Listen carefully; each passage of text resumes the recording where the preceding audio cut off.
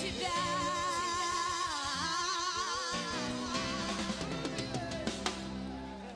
Иисус, невозможно оставить тебя, когда ты собой наполняешь меня. Когда я вспоминаю все дела твои, все милости твои, чудеса твои. Иисус, невозможно оставить тебя, когда ты собой наполняешь меня. Когда я вспоминаю все дела твои, все милости твои, чудеса твои. Иисус, невозможно оставить тебя, когда ты собой наполняешь меня. Когда я вспоминаю все дела твои. Славлю, славлю, славлю тебя, день ото дня, день ото дня, ночью и днем, чую тебя, мой Бог. Славлю, славлю, славлю тебя, день ото дня, день ото дня, ночью и днем, чую тебя, мой Бог. Ты мой Бог, ты всегда со мной, ты мой Бог, ты всегда со мной. Ты со мной, ты мой Бог, ты всегда со мной, ты мой Бог, ты всегда со мной. Ты мой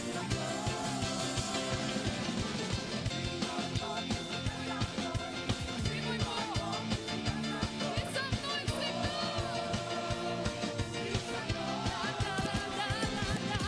Ты мой Бог, ты всегда со мной, ты мой Бог, ты всегда со мной.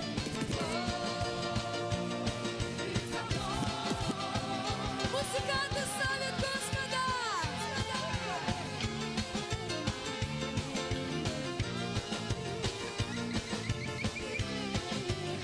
Соло-гитара!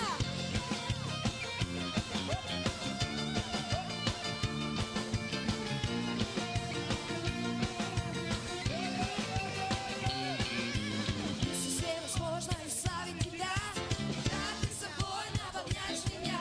Когда я вспоминаю все дела твои, все милости твои, чудеса твои. Иисус, невозможно оставить тебя, когда ты собой наполняешь меня. Когда я вспоминаю все дела твои, все милости твои, чудеса твои.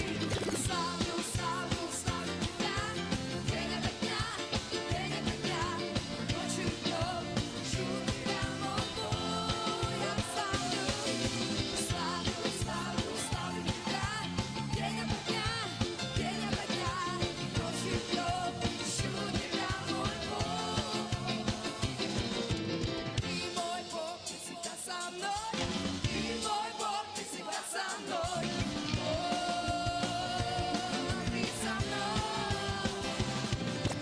ты мой Бог, ты всегда со мной, ты мой Бог, ты всегда со мной. Ты со мной, ты всегда со мной, ты мой Бог, ты всегда со мной. Ты со мной, ты мой Бог, ты всегда со мной, ты мой Бог, ты всегда со мной.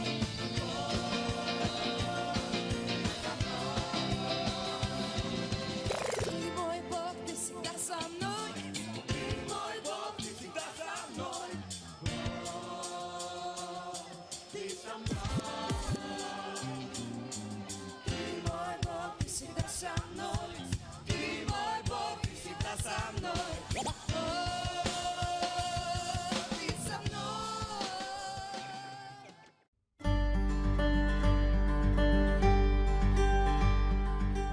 Hello, everybody. We are back with this exciting topic: how to know God through the Bible. How to know God through the Bible. But the topic of today is the Bible reliable? Is the Bible reliable? Well, very similar to what I spoke about yesterday, but is the Bible credible? But this is the Bible reliable? So I'm going to be answering some of the questions that come up, not just from my viewers, but generally from critics and people who might want to know the truth. So is the Bible reliable? Let's find out. And I'm going to answer a major question today. And the question is, hasn't translating the Bible over and over ruined its reliability? having it is because when you are translating it from one language to the other, because for example in Quran, it's not encouraged that the Bible be translated. I mean, the Quran be translated. It's better for, they say it's better to read it in the original language.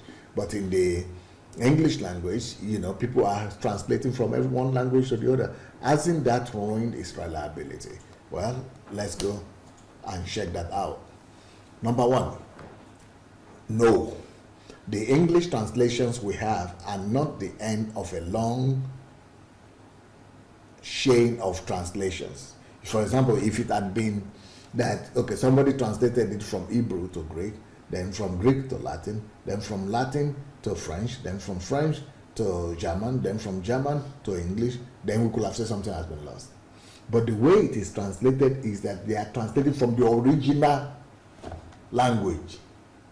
So we are not translating it from all generation to generation, from language to language. These translations are from the original language it was written.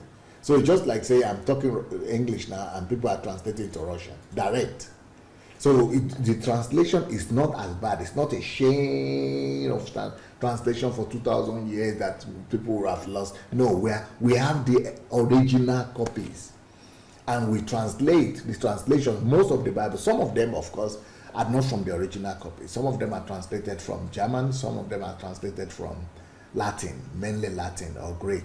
But most of the translations, most of the Bibles that we use in English language and some of that language, just their translation from the original. So in this case, the English translations we have, most of the English translations we have are not the end of a long chain of translations. They are translated directly from Hebrew. That is in the case of the Old Testament. It's directly from the Hebrew. Then when it comes to the Greek, which is that is the language the New Testament was written in, it was also translated directly from Greek. So there's no chain, no long translation that might have, lowered the quality or the reliability of the Bible. So another point that shows that no, the translation has not affected or reduced the potency of the Bible is that we see the way is, Hebrew, the way translation normally goes. Let's say, so not, but Hebrew, Greek, Latin, English, German, English, Hebrew, Greek. So these are normally the way most translations work. The Old Testament, it was originally in Hebrew. It was translated to Greek, then from Greek to Latin, then from Latin to English, and then, but in some cases, some people translated from German to English, or they translated from Hebrew to Greek. So, so that is the way some people do it. But in our own case, most of our Bibles are directly from Hebrew and directly from Greek. The reason we have many different English translations is that scholars have continually updated them to incorporate new linguistic search and to keep up with changes in modern English. So, the fact that we have King James, then you have New King James, then you have New International Version, then you have Message, then you have Amplified, then you have those things. They are not changing, they are not making them to lose the meaning, because they are also going back to the original to translate. The only thing that makes them to be different, one translation to be different from the other, is because, okay, for example, if we are just using King James, the language has been old because it was translated many hundreds years ago. So the ones that are, let's say, New King James is now, considering the language that we use today. But many of the other translations, there has also been new understanding of the original Hebrew language that was used, or of the original Greek language. So because we languages evolve, and it is important that the people who are living in this world, in this age, they also are able to understand the kind of language that was spoken that time. That is why there are different translations that are able to present the same message in the language that is better understood by people living today. So that is what this is all about. It's not about losing the meaning. It's about making it more understandable and accessible to people of the particular age that are living now. So another question is, how do we know that we have what Moses, David, Jesus, or Paul really said or wrote? That's exactly why I said that we have all these different versions. So if you read what they wrote in Greek, in King James, and you don't understand it well, you could always be at peace that you could look at messenger or message, or you could look at amplified, or you could look at New International and see, if you'll be able to understand it better. Since there were no copy machines, the text that the human authors wrote had to be recopied by hand as they wore out, or as many copies were needed. So these things were written by the hand from the original. All the originals that we have of the Bible, they are handwritten. Here is how the text was preserved so accurately. So how do we know if they are handwritten? How do we know that people are not making mistakes? How do we know that this original message is preserved? Let's talk about the Old Testament first. The Old Testament, the Jewish people had scribes who were in charge of the manuscripts. So these are the Jews now, not even the Christians. Every synagogue, in fact, most of the priests those days, they had a lot of their work is to write. And some of them who are the best writers and the most diligent people were put in charge of this. They were so meticulous about doing it perfect that they counted all the paragraphs, words, and even letters, so they would know if they had copied correctly or not. See, they will use paragraphs, the number of it, words, letters, to cross-check, because they were so afraid of God. They all feared God so much, and they thought that any mistake could bring God's wrath, not just upon them, but upon the whole nation. So they were very meticulous in passing this across. They even knew the middle letter of each book, so they could count back and see if they had missed anything. The oldest complete copy of a Hebrew Old Testament is in museums today, are dated about 1,000 years after the death of Christ. That's a long time after the originals were written. So the originals were written 1,450 back, and then the oldest complete copy of, it's a complete copy of the Old Testament, are still up to now preserved 1,000 years after in the museums. One could question if after many centuries of copying, we really have the original words. That's where the discovery of the Dead Sea Scrolls in 1947 is so helpful. These well-preserved texts date back to 100 years before Christ, and they were all preserved. Amazingly, there is virtual agreement between the Dead Sea Scrolls and those dated 1,100 years later. So it's collaborate. So even the old ones that we just found and the ones that they had gotten before, everything is the same. Examples of Isaiah, virtually identical through all the years of copying, written 700 years before Christ by Isaiah.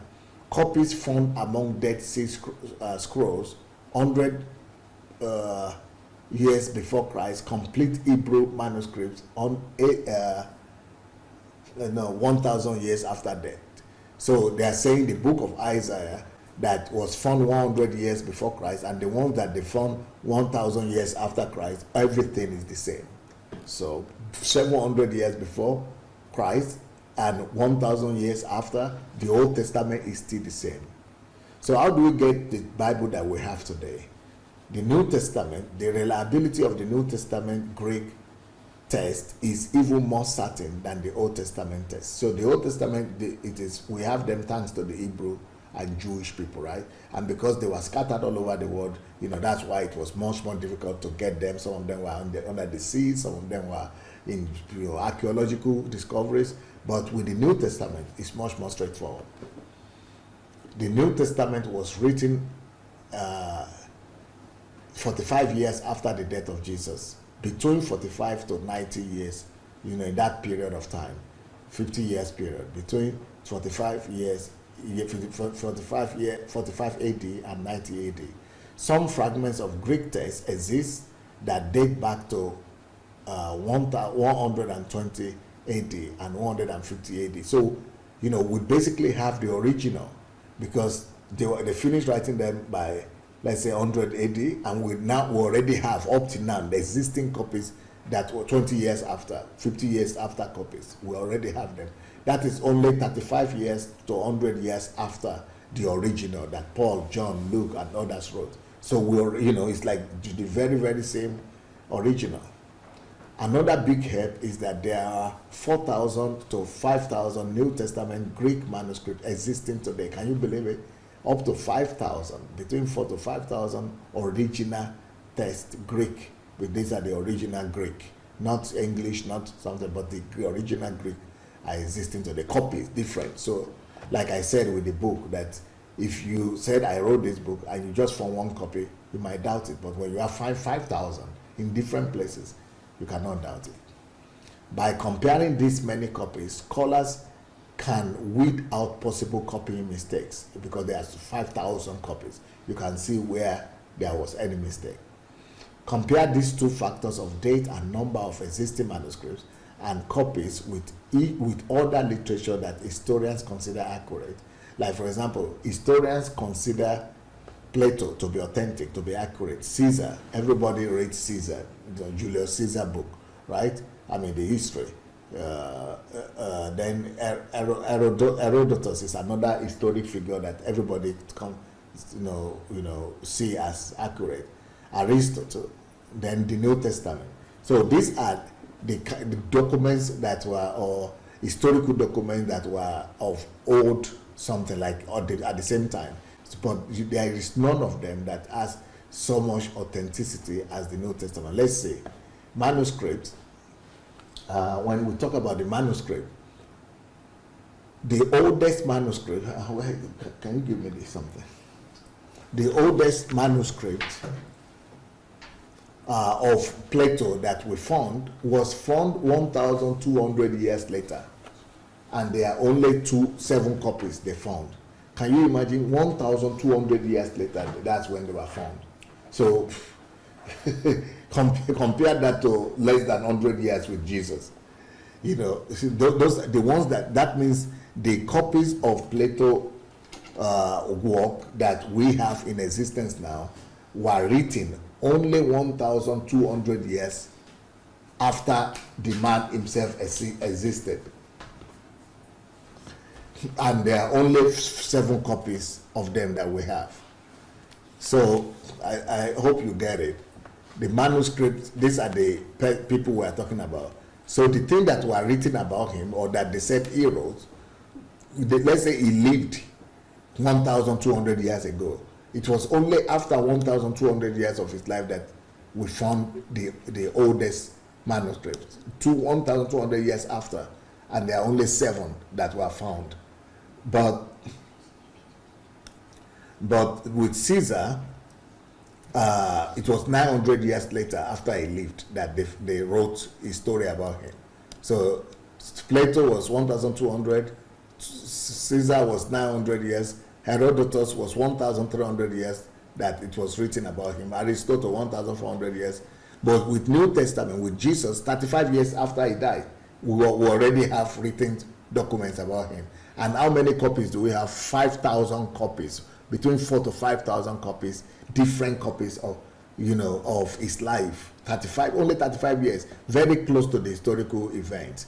But in the other places, Aristotle that we built the whole history on, it was 1,400 years past before we could find anything. That before they could write anything about him.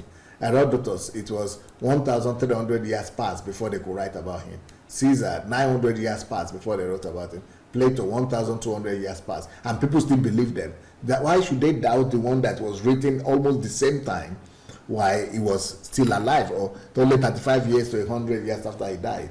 So it is the most authentic of all the Bible and the Word of God, the New Testament is the most authentic of all the literatures that existed. So all the literature that existed.